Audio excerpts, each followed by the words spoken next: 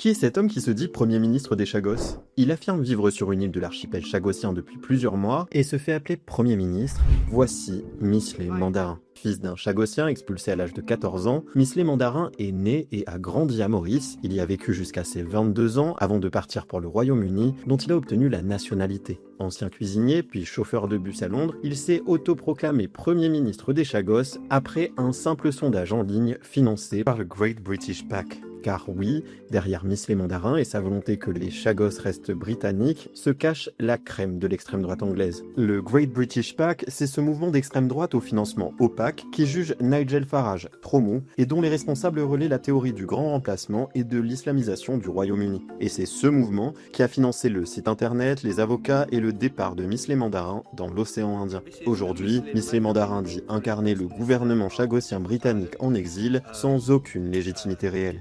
Et si lui et son père ont obtenu la nationalité britannique et peuvent porter le message de l'extrême droite anglaise, c'est en grande partie grâce à un homme, Louis-Olivier Bancoul.